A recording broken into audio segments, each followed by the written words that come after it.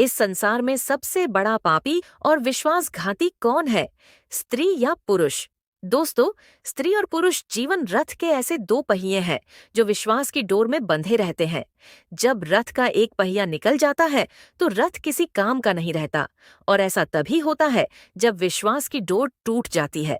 दोस्तों, आज हम आपको एक कहानी सुनाने जा रहे हैं जो बहुत ही महत्वपूर्ण और ज्ञानवर्धक होने वाली है। इसलिए इस वीडियो को पूरा अंत तक अवश्य देखें। तो आइए दोस्तों, इस छोटी सी कहानी के माध्यम से समझेंगे कि वास्तव में इस संसार में सबसे बड़ा पापी और विश्वासघाती कौन है। दोस्तों, वीडियो अच्छी लगे तो वीडियो को लाइक और चैनल को सब्सक्राइब अवश्य करें। कमेंट बॉक्स में लिखे हर हर महादेव। दोस्तों, एक जंगल में एक तोता और मैना का जोड़ा रहा करता था। उन दोनों में बहुत ही प्रेम था। एक बार किसी बात को लेकर के तोता और मैना में झगड़ा हो गया। तो तोता कहने लगा, इस दुनिया में सबसे बड़ा पापी और विश्वासघाती स्त्री है। तो मैना कहने लगी, आप गलत कहते हैं। इस दुनिया में सबसे बड़ा पापी और विश्वासघाती स्त्री नहीं, पुरुष है।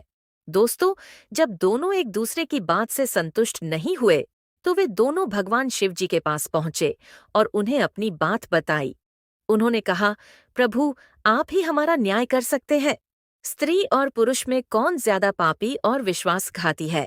तोता और मैना की बात सुनने के बाद सबसे पहले भगवान शिव जी ने तोते से कहा कि तुम कैसे कह सकते हो कि इस संसार में स्त्री पुरुषों की अपेक्षा से ज्यादा पापी और विश्वासघाती है। तब तोता कहने लगा, हे प्रभु, मैं आपको एक कहानी सुनाता हूँ जिससे साबित हो जाएगा कि इस दुनिया में स्त्री पुरुषों की अपेक्षा से ज्यादा पापी और विश्वासघाती है। तो भगवान शिव जी बोले, ठीक है तोता, तुम कहानी सुनाओ।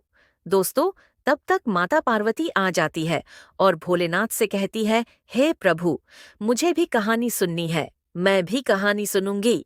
तब भगवान शिव जी कहते हैं, ठीक है देवी, बैठो।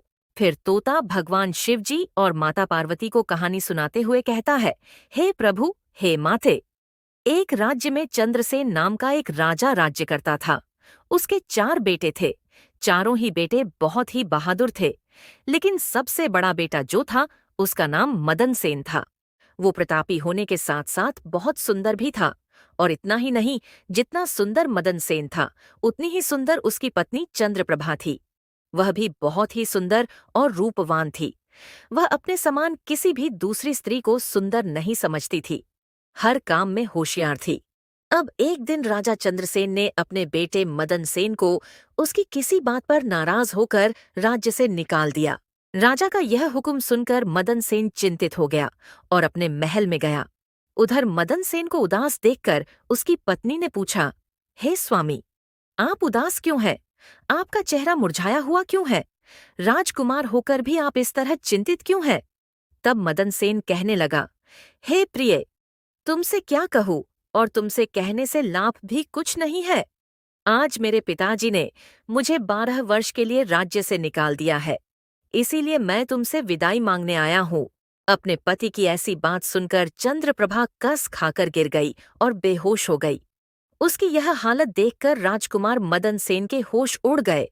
वह सोचने लगा कि मैंने बहुत बुरा किया जो अपनी पत्नी को यह सारी बात बता दी। फिर दासियों ने जब चंद्रप्रभा पर गुलाब का जल छिड़का तो उसे होश आ गया।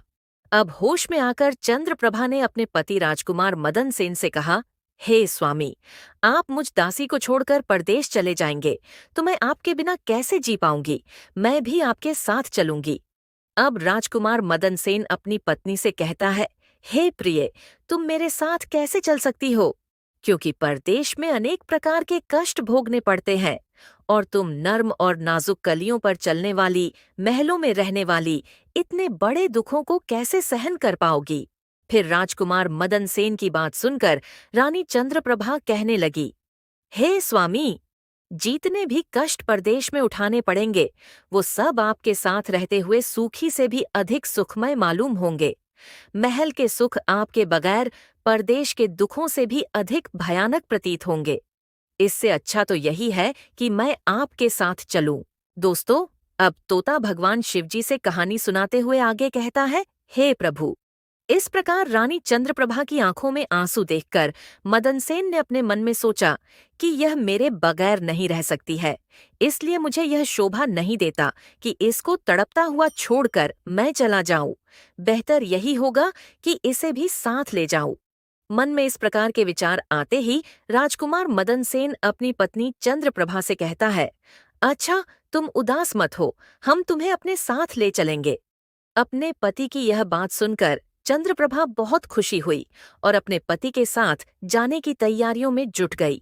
फिर अगली सुबह जब होती है तो चंद्रप्रभा और मदनसेन राज्य से निकलकर एक जंगल में पहुंच गए। जब वे चलते चलते थक गए तो अच्छा सा स्थान देखकर वे एक बरगद के वृक्ष के नीचे विश्राम करने लगे। वे बहुत ही अधिक थके हुए थे, अतः ठंडी हवा के झोंकों ने उन्हें नींद के आगोश में पहुंचा दिया। मगर कुछ देर के बाद ही एक सांप ने रानी चंद्रप्रभा को डस लिया।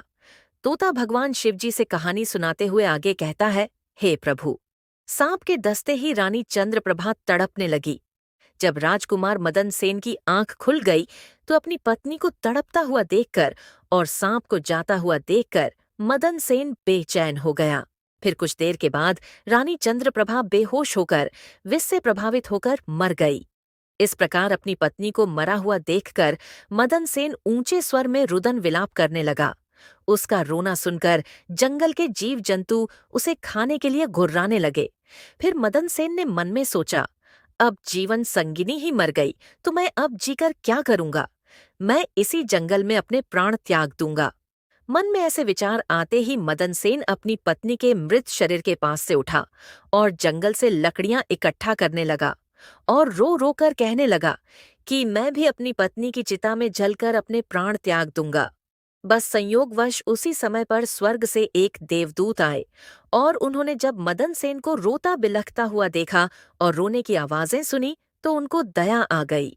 फिर वो देवदूत राजकुमार मदन सेन के पास पहुंचे और कहने लगे, तुम क्यों रो रहे हो? आखिरकार तुम्हारा दुख क्या है?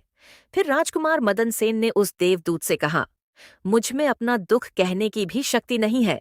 जी चाहता है यह धरती फट जाए और मैं इसमें समा जाऊं।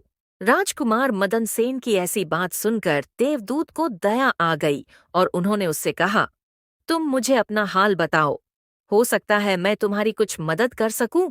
फिर मदन सेन ने कहा, महाराज, मैं एक राज्य का राजकुमार हूँ और राजा चंद्रसेन का पुत्र हूँ। मेरे पिता ने मुझे राज्य से निकाल दिया है, इसलिए मैं और मेरी पत्नी इस जंगल में आ गए। यहाँ आकर मेरी पत्नी एक सांप के काटने से मर गई है।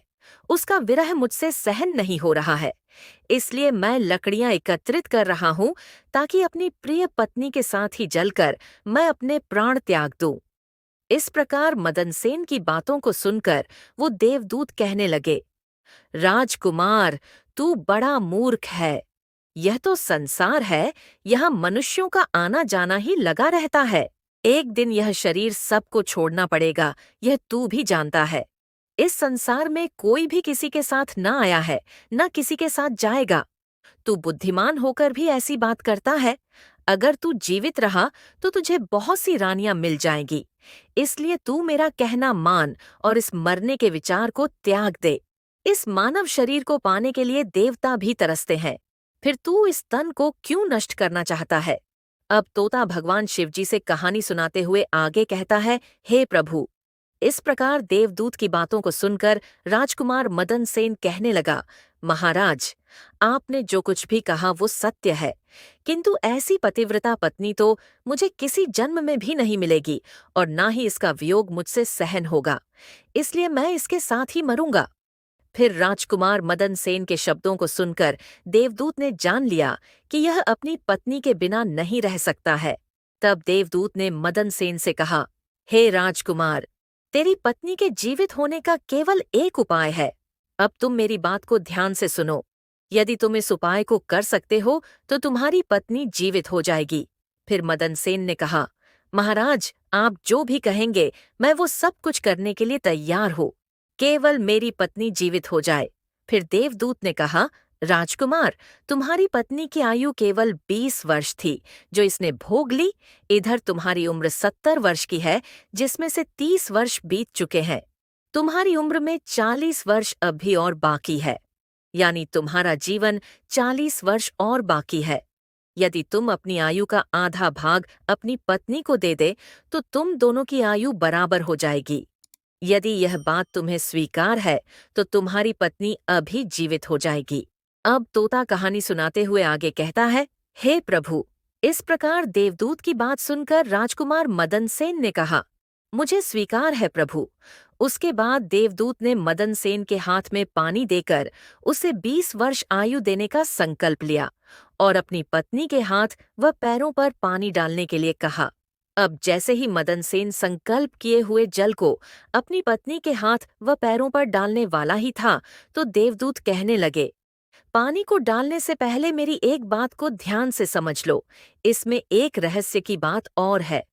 अभी तुम्हें रानी की आवश्यकता है तो तुम पानी को डालकर इसे जीवित कर सकते हो, और यदि भविष्य में तुम्हें रानी की आवश्यकता कभी न हो तो यह संकल्प तुम वापस भी ले सकते हो। जब यह संकल्प तुम वापस लोगे तो तुम्हारी पत्नी की उसी क्षण मृत्यु हो जाएगी। परंतु एक बात हमेशा ध्यान में रखना, ये संकल्प वापस लेने वाली बात अपनी पत्नी से कभी मत कहना, वरना तुम अपने संकल्प को कभी वापस नहीं ले पाओगे। हमेशा ध्यान में रखना, जीवन में कुछ बातें हमेशा छुपाकर रखनी चाहिए। किसी समय पर यह बात तुम्हारे काम अवश्य आएगी। फिर ऐसा कहकर और उस रानी के ऊपर जल छिड़ककर वो देवदूत वहां से अंतर्ध्यान हो गए। फिर ऐसा करने के बाद रानी उसी समय उठकर बैठ गई और अपने पति से बोली, आज तो मैं बहुत गहरी नींद में सो गई थी, आपने मुझे जगाया क्यों नहीं? तब मदन सेन कहने लगा, हे प्रिय, तुम बहुत थकी हुई थी, इसी कारण मैंने तुम्हें नहीं जगाया। अब तोता कहानी सुनाते हुए आगे कहता है, हे प्रभु। इस प्रकार राजकुमार मदन सेन ने सारी बातें अपनी पत्नी से छुपा ली कि तुम्हें एक सर्प ने काट लिया था और तुम मर गई थी। मैंने तुम्हें जीवित कैसे किया है, यह सारा राज्य राजकुमार मदन सेन ने अपनी पत्नी से छुपा लिया। फिर उसके बाद राजकुमार मदन सेन और उसकी पत्नी दोनों आगे चल दिए। बहुत दिन बाद उन्हें एक बहुत सुंदर स्थान दिखाई दिया। वहां पर एक फकीर की कुटिया थी। जब वे दोनों उस स्थान पर पहुंचे तो उन्होंने देखा कि एक सुंदर नौजवान फकीर तकिया लगाए बैठा है और हुक्का पी रहा है। वे दोनों बहुत ही थके हारे थे, इसलिए फकीर के पास बैठ गए। उसी समय राजकुमार ने रानी से कहा, हे प्रिय, हमें प्यास लगी है, हम कुएं पर जाकर थोड़ा पानी पीकर आते हैं। अगर तुम्हें भी प्यास लगी हो तो तुम्हारे लिए भी ले आएंगे। तब राजकुमार की बात सुनकर रानी ने कहा, मुझे तो प्यास नहीं लगी है, आप जाकर पानी पी लीजिए और वापस आ जाइए। फिर रानी का जवाब सुनकर राजकुमार मदन सेन कुएं पर पानी पीने चला गया। जब राजकुमार मदन सेन पानी पीने चला गया तो राजकुमारी चंद्रप्रभा और फकीर की निगाहें चार हो गई। राजकुमारी चंद्रप्रभा उसी क्षण उस फकीर की दीवानी हो गई, यानी उस फकीर को अपना दिल दे बैठी। अब उसी समय चंद्रप्रभा उस फकीर से कहती है, फकीर साहब, आप तो यहाँ पर बड़े सुख से रहते हैं। तब फकीर ने कहा, आप भी यहाँ पर मेरे साथ रहो और ऐश करो। फिर राजकुमारी चंद्रप्रभा कहने लगी, हे फकीर साहब, आपके साथ रहने को मेरा दिल तो कर रहा है, मगर मेरे पति मेरे साथ है, इसलिए मैं आपके साथ कैसे रह सकती हूँ। ऐसा कहकर राजकुमारी चंद्रप्रभा ने फकीर के सामने अपनी असमर्थता प्रकट की। तब फकीर कहने लगा, मैं तुम्हें एक उपाय बताता हूँ। किसी तरह तुम अपने पति को इस कुएं में धकेल दो और फिर हमारे साथ ऐश का जीवन बिताओ। वहीं उस फकीर की बात सुनकर राजकुमारी चंद्रप्रभा ने कहा, ठीक है, मैं ऐसा ही करूंगी। अब इतनी ही देर में राजकुमार मदन सेन पानी पीकर अपनी रानी के पास आया तो रानी कहने लगी, मुझे भी अब प्यास लगाई है, आप कुएं पर वापस चलकर मुझे भी पानी पिला लाओ। तब राजकुमार मदन सेन ने कहा, मैंने तुमसे पहले ही पूछा था, तब तुमने मना कर दिया था। खैर, तुमको अगर प्यास लगी है तो मैं अभी कुएं से पानी लेकर आता हूँ। जब मदन सेन कुएं पर पानी लेने चला तो रानी भी उसके साथ चली गई और कहने लगी, मैं भी तुम्हारे साथ चलती हूँ। बेचारा मदन सेन तो उसके प्रेम में पागल था। उसको क्या मालूम था कि यह मेरे प्राण लेने के लिए मेरे साथ आ रही है। दोस्तों, वास्तव में विद्वान सच कहते हैं कि स्त्रियों के चरित्र को तो देवता भी नहीं जान पाए, तो मनुष्य क्या चीज है। उनके जाल में तो अच्छे अच्छे होशियार इंसान भी फंस कर रह जाते हैं। अब तोता कहानी सुनाते हुए आगे कहता है, हे प्रभु, जब राजकुमार मदन सेन कुएं पर जाकर पानी निकालने लगा तो रानी ने पीछे से अपने राजकुमार को धक्का दे दिया और उसे कुएं में गिरा दिया और वह उस फकीर के पास वापस आ गई। फिर वह फकीर रानी को वहां से लेकर चला जाता है और दोनों एक बड़े शहर में जाकर आनंद से रहने लगे। उस फकीर ने चंद्रप्रभा को कुछ ही दिनों में ऐसा नाचना गाना सिखाया कि उसके समान नाचने वाली कोई नृत्यांगना उस शहर में दूसरी कोई नहीं थी। धीरे धीरे वह राजकुमारी सारे शहर में प्रसिद्ध हो गई। इस प्रकार रानी के नाचने गाने के कारण से वह फकीर धनवान हो गया, लाखों रुपयों का मालिक बन गया। अब रानी उस फकीर के साथ बड़ी मौज मस्ती के साथ रहने लगी। इधर रानी फकीर के साथ ऐश करने लगी और उधर जिस समय पर रानी ने अपने पति मदन सेन को कुएं में धकेला था, देवयोग से एक जंजीर जो कुएं में लटकी हुई थी उसके हाथ में आ गई। राजकुमार मदन सेन उसको पकड़कर कुएं में लटक गया और भगवान को याद करता रहा और सोचने लगा कि मैंने रानी को एक नया जीवन दान दिया और रानी ने मेरे साथ ऐसा विश्वासघात किया। क्या यही मेरे प्यार की सजा है? और संयोगवश उसी दिन बंजारों का एक काफिला उस स्थान पर आकर ठहर गया। उस काफिले में से एक बंजारा डोल और रस्सी लेकर उस कुएं पर पानी भरने लगा। जब उसने कुएं में डोल डाला तो राजकुमार मदन सेन ने उसका डोल पकड़ लिया। तब वो बंजारा अचानक चौंक गया और कुएं में झांक कर कहने लगा, तुम कौन हो? तो राजकुमार मदन सेन ने कहा, भाई, मैं आफत का मारा एक इंसान हूँ। भगवान के लिए मुझको बाहर निकालकर मेरी जान बचा लो। मैं सारी उम्र आपका एहसान नहीं भूलूंगा। ऐसा कहकर राजकुमार मदन सेन उस बंजारे से प्रार्थना करने लगा। फिर राजकुमार मदन सेन के दुख को देखकर उस बंजारे को उस पर दया आ गई और उसने मदन सेन को कुएं से बाहर निकाल लिया और फिर पूछा, हे भाई, तुम कौन हो? तुम इस कुएं में कैसे गिरे? तुम मुझे अपना हाल बताओ। तब मदन सेन ने कहा, हे भाई, मैं अपना हाल आपसे कैसे कहूँ? जो मुसीबत मुझ पर पड़ी है उसे कहने से मेरा कलेजा फट जाएगा। यदि तुम मुझसे पूछना ही चाहते हो तो मैं आपको अपनी बीती जरूर सुनाता हूँ। मैं एक राजकुमार हूँ। मेरे पिता ने मुझे किसी बात को लेकर नाराज होकर राज्य से निकाल दिया था, तो मैं अपनी प्यारी पत्नी को लेकर एक जंगल में जा पहुंचा। मैं और मेरी पत्नी एक दूसरे से बहुत ही प्रेम करते थे। जंगल में एक सर्प ने मेरी पत्नी को काट लिया, जिससे उसकी मृत्यु हो गई। जब मैं शोक विलाप कर रहा था तो एक देवदूत ने मुझ पर दया की और मेरी आयु के आधे वर्ष मेरी पत्नी को देकर उसे पुनर्जीवित कर दिया। फिर मैं और मेरी पत्नी उस जंगल से आगे चल पड़े। कुछ दिनों के बाद हम ऐसे स्थान पर पहुंचे जहां पर एक फकीर का डेरा था। मुझे प्यास लगी थी, इसलिए मैं पानी पीने चला आया। जब वापस गया तो मेरी पत्नी ने मुझसे कहा कि मुझे भी प्यास लगी है, मुझे भी पानी पिला लाओ। और ऐसा कहकर मेरी पत्नी मेरे साथ इसी कुएं पर आ गई। जब मैं कुएं से पानी निकाल रहा था तो उसने मुझे पीछे से धक्का दे दिया और मैं इस कुएं में गिर गया। संयोगवश एक जंजीर जो कुएं में लटक रही थी वो मेरे हाथ में आ गई, जिससे मैं कुएं में डूबने से बच गया। और फिर जब आप आए तो मैंने आपको आवाज दी, जिसे सुनकर आपने मुझे कुएं से बाहर निकाल लिया। अब तोता आगे कहता है, हे प्रभु। इस प्रकार राजकुमार मदन सेन ने दुखी मन से अपना सारा हाल उस बंजारे से कह दिया। फिर बंजारा उसकी नेकी और रानी की करतूत सुनकर अफसोस करते हुए कहने लगा कि त्रिया चरित्र को भगवान भी नहीं समझ पाए तो मनुष्य कैसे समझेगा। ऐसा कहकर उस बंजारे ने मदन सेन को अपने सीने से लगा लिया और बोला, तुम किसी प्रकार की कोई चिंता मत करो। भगवान बड़े दयालु है, वो तुम्हारा भला अवश्य करेंगे। और ऐसा कहकर उस बंजारे ने मदन सेन से पुनः कहा, अगर तुम चाहो तो हमारे डेरे में हमारे साथ रह सकते हो। फिर राजकुमार मदन सेन ने उन बंजारों के साथ रहना स्वीकार कर लिया। अब संयोगवश कुछ दिनों के बाद बंजारों का वो डेरा उसी शहर में आया जिसमें राजकुमार मदन सेन की पत्नी चंद्रप्रभा और वो फकीर रह रहे थे। उस शहर को देखकर राजकुमार मदन सेन ने बंजारे से कहा, भाई, मेरी कुछ दिन इस शहर में रहने की इच्छा है। यदि आपकी आज्ञा हो तो कुछ दिन मैं इस शहर में बिताना चाहता हूँ। तब बंजारे ने कहा, भाई, आपकी जैसी मर्जी हो आप करे, मुझे कोई आपत्ति नहीं है। फिर राजकुमार मदन सेन उस बंजारे से विदा लेकर शहर में आया और किसी काम की तलाश में घूमने लगा। फिर कुछ दिनों के बाद राजकुमार मदन सेन की मेहनत रंग लाई और उसे एक बड़े व्यापारी के यहाँ पर नौकरी मिल गई। इस प्रकार राजकुमार मदन सेन उस व्यापारी के यहाँ पर रहने लगा और बड़ी लगन और प्यार से अपना काम करने लगा। राजकुमार मदन सेन का काम देखकर उस व्यापारी ने उसको बड़ा मान सम्मान दिया और उसे अपने यहाँ का मुनीम बना लिया।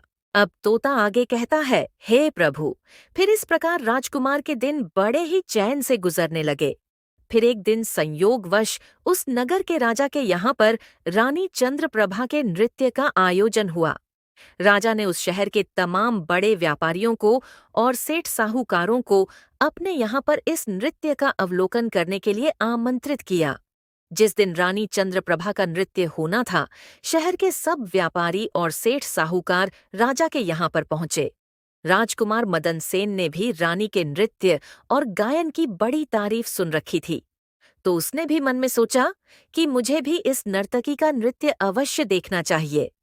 ऐसा सोचकर मदन सेन भी राजा के यहाँ पर अपने सेठ के साथ पहुंच गया। उधर रानी चंद्रप्रभा जब साज श्रृंगार करके नृत्य करने के लिए खड़ी हो गई, उस समय वो अप्सरा के समान अत्यंत ही सुंदर लग रही थी। अब रानी चंद्रप्रभा ने ऐसे कई राग बड़े ही सुंदर ढंग से अपनी सुरीली आवाज में गाए, जिन्हें सुनकर महफिल में जमे सभी लोग वाह वाह करने लगे। राजा से लेकर प्रजा तक सबने उसे बहुत से इनाम दिए। राजकुमार मदन सेन ने भी अपने हाथ की अंगूठी जिसमें हीरा जड़ा हुआ था, वो उतारकर रानी चंद्रप्रभा को भेंट कर दी। तब रानी चंद्रप्रभा ने उस अंगूठी को पहचान लिया और मन ही मन में कहने लगी, बड़ा गजब हो गया, कमबख्त मेरा पति तो जिंदा है और यहाँ तक आ पहुंचा है। अब यह मुझे जीवित नहीं छोड़ेगा, इसलिए अब मुझे कुछ ऐसा उपाय करना चाहिए जिससे यह मारा जाए। फिर रानी चंद्रप्रभा ने एक उपाय सोचा कि अब मैं एक काम करूंगी कि यहाँ के राजा को एक तड़कती कड़कती हुई ऐसी रागिनी सुनाऊं और राजा को खुश करूं, और जब राजा मुझसे खुश हो जाएंगे तो मुझसे कुछ मांगने के लिए कहेंगे, तो फिर मैं राजा के द्वारा इसे मरवा दूंगी।